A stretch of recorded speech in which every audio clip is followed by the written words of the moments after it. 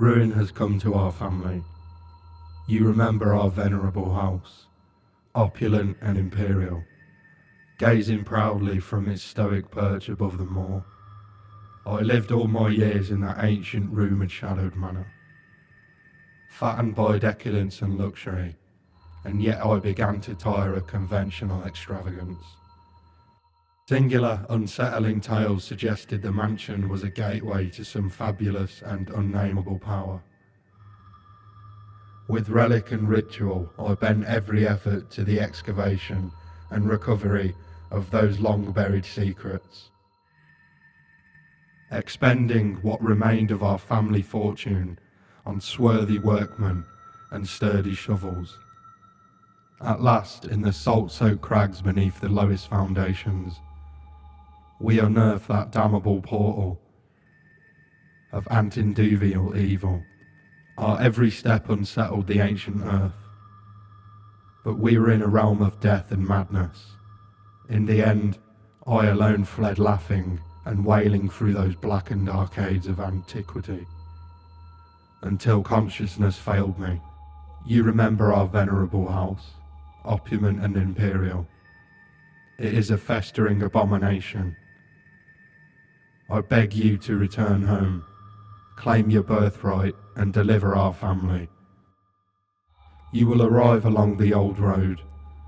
It winds with troubling serpent-like suggestion through the corrupted countryside, leading only, I fear, to ever more tenebrous places. There is a sickness in the ancient pitted cobbles of our old road, and it is writhing path. You will face viciousness, violence, and perhaps other damnably transcendent terrors. So steel yourself and remember, there can be no bravery without madness.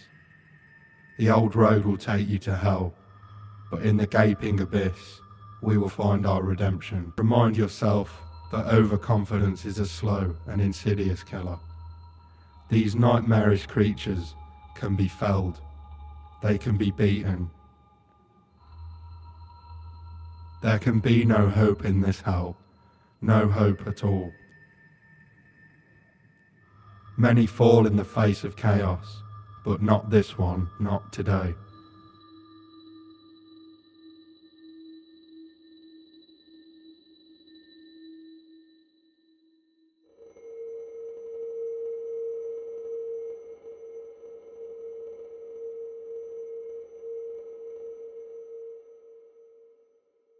There is a place beneath those ancient ruins, in the moor, that calls out to the boldest among them.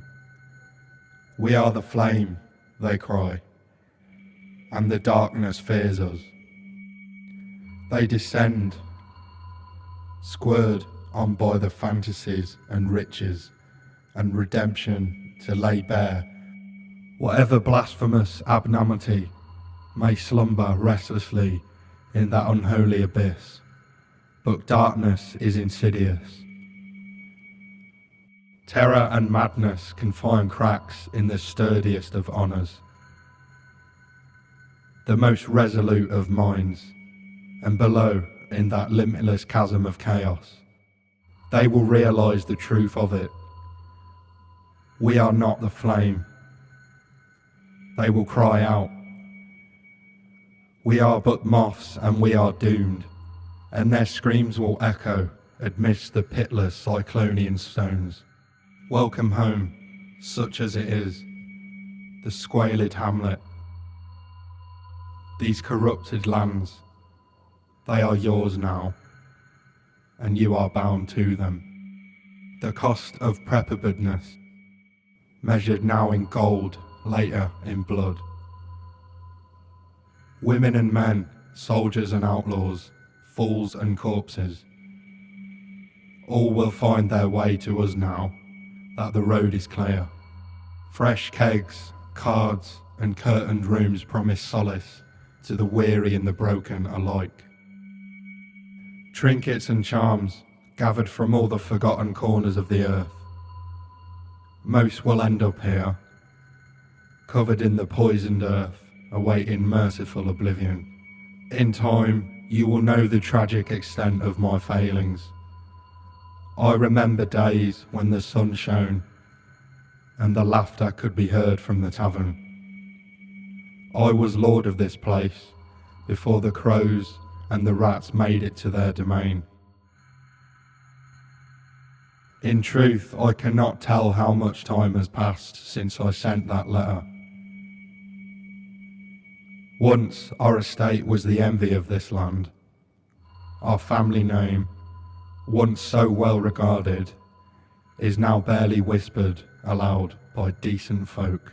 I see something long absent in the sunken faces of Passerbury, a glimmer of hope. The poor caretaker, I fear his long-standing duties here have affected him.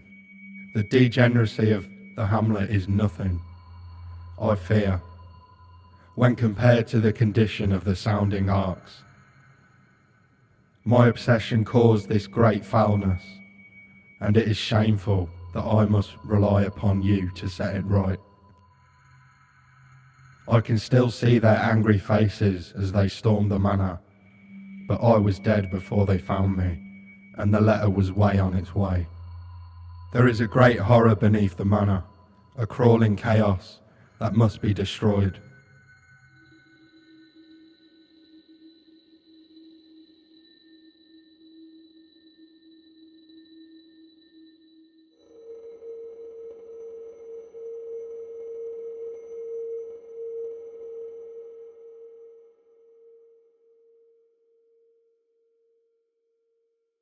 Curiosity, interest and obsession, mile markers on my road to damnation. Trouble yourself not with the cost of this crusade. Its noble end affords you broad tolerance in your choice of means. Let me share with you the terrible wonders I have come to know. You answered the letter. Now, like me, you are part of this place. We dug for months, years, and eternity, and we were rewarded with madness. The plum and the pistol, a fitting end to my folly, and a curse upon us all. Can you feel it?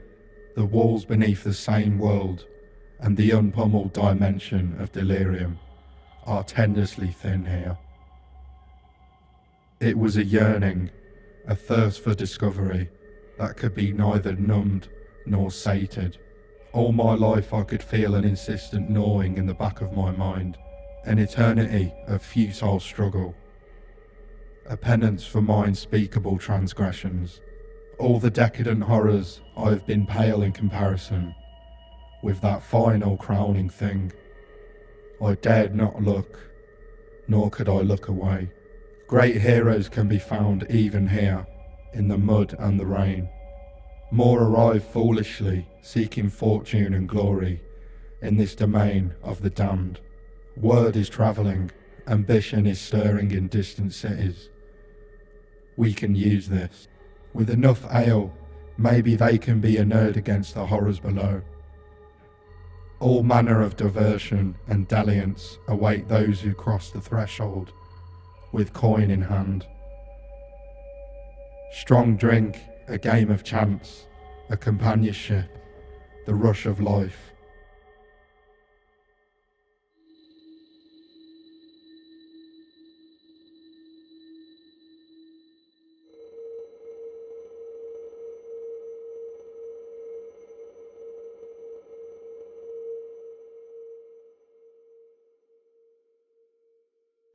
Alone in the woods or tunnels, survival is the same. Prepare, persist and overcome. Success depends on survival.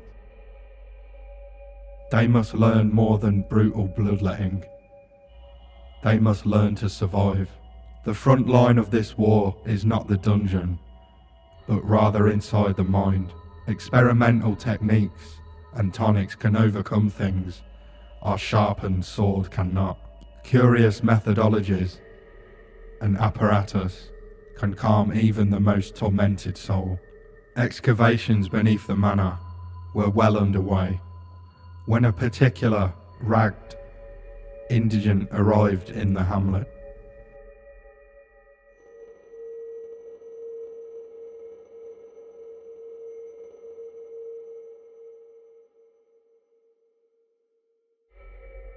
This filthy, toothless miscreant boasted an uncanny knowledge of my ambitions, and protagonized publicly that, left unchecked, I would soon unleash doom upon the world.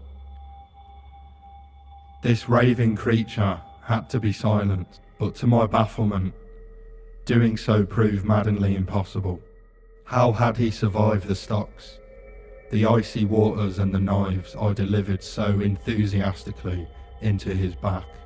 How had he returned time and time again to rouse the townsfolk with his wild speculations and prophecies?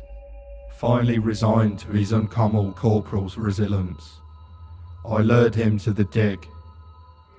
There I showed him the thing, detailed the full extent of my plans. Triumphantly, I watched as he tore his eyes from the sockets and ran shrieking into the shadows, wailing manically that the end was upon us all. I entertained a delegation of experts from overseas, eager to plumb the depths of their knowledge and share them with us certain techniques and alchemical processes I have found to yield wondrous and terrifying results. Having learned all I could from my visiting guests, I murdered them as they slept. Who could have divined the prophetic import of something as unremarkable as a twitch in the leg of a dead rat?